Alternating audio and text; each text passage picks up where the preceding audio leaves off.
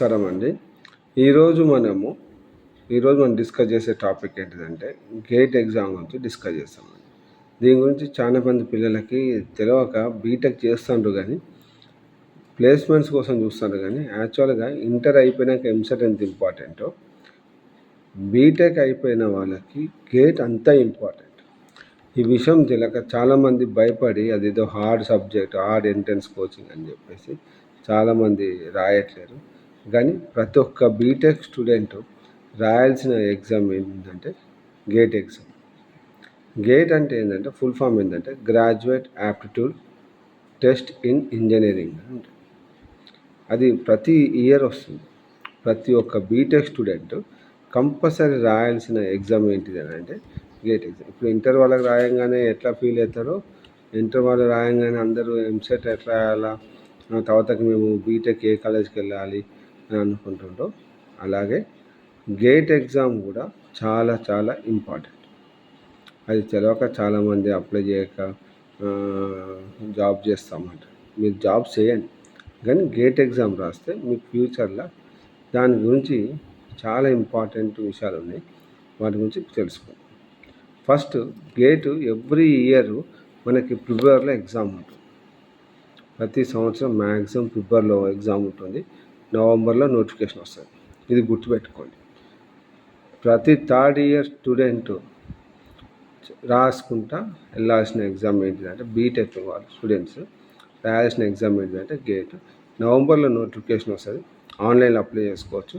దాని తర్వాతకి ఫిబ్రవరిలో ఎగ్జామ్ ఉంటుంది.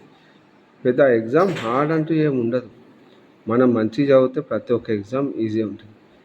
సో కొంచెం మంచి కోచింగ్ సెంటర్స్లో తీసుకొని కోచింగ్ తీసుకుంటే బాగుంటుంది.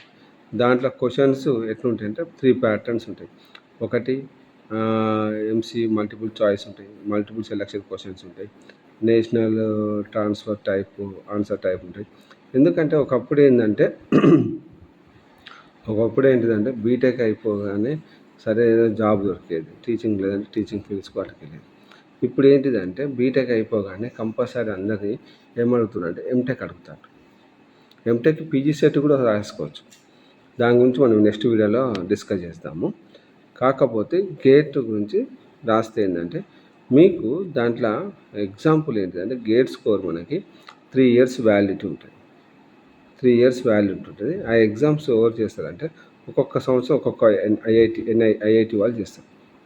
ఒక్కొక్క సంవత్సరం ఒక్కొక్క ఐఐటి వాళ్ళు చేస్తూ ఉంటారు. ఆ స్కోర్ కార్డు మనకి ఎందుకు యూజ్ వస్తుంది అంటే రేపు ఎక్కడన్నా ఎంటెక్ మంచి ఐఐటి యూనివర్సిటీస్లలో వాటిల్లో రావడానికి గేట్ స్కోర్ యూజ్ వస్తుంది.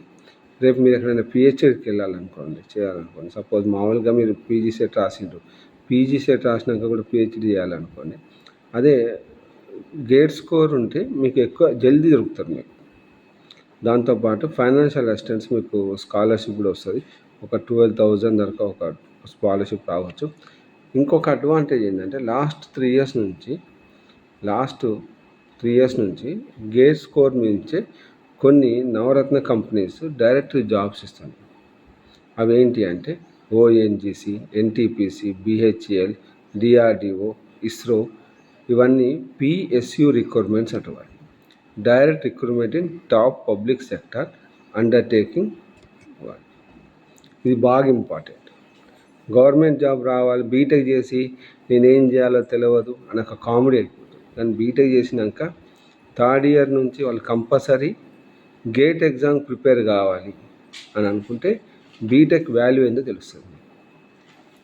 బీటెక్ వాల్యూ తెలవాలంటే ఇప్పుడు ఇంటర్ వాల్యూ తెలవాలంటే ఎంసెట్లో ర్యాంక్ వస్తే మనకి ఎట్లా తెలుస్తుందో బీటెక్ వాల్యూ తెలవాలంటే గేట్ ఎగ్జామ్ రాయండి. గేట్ ఎగ్జామ్ రాస్తే దాంట్లో వచ్చే జాబ్స్, దాంట్లో క్వాలిఫై అయితే దాంట్లో వచ్చే జాబ్స్ మీకు ఎంత హై లెవెల్లో తీసుకెళ్తుందో తెలుస్తుంది. అది ఏం నార్మల్ జోక్స్ వస్తున్నాయి. ఇప్పుడు బీటెక్ చేసినాక ఏం చేస్తామో తెలియట్లేదు, తప్పదు. బీటెక్ చేసిన ప్రతి ఒక్క విద్యార్థి సిన్సియర్గా గేట్ ఎగ్జామ్ రాస్తే ఆ బీటెక్ వాల్యూ ఏందో తెలుస్తుంది. వాడు ఎంత హై రేంజ్లో ఉంటాడో తెలుస్తుంది. టాప్ రేంజ్ కంపెనీస్ అన్నిట్లలో కూడా అతనికి ఇచ్చే వాల్యూ ఏందో తెలుస్తుంది ఒక గేట్లో ర్యాంక్ వస్తే. ఓకేనా ఫ్రెండ్స్? సో ఈ వీడియో నాకు నచ్చితే లైక్ అండ్ సబ్స్క్రైబ్ చేయండి. కంపల్సరీ అందరు గేట్ ఎగ్జామ్కి ప్రిపేర్ కాండి. దాని గురించి ఇంకొంచెం డీటెయిల్ ఇన్ఫర్మేషన్ మీకు నెక్స్ట్ వీడియోలో చెప్తాను.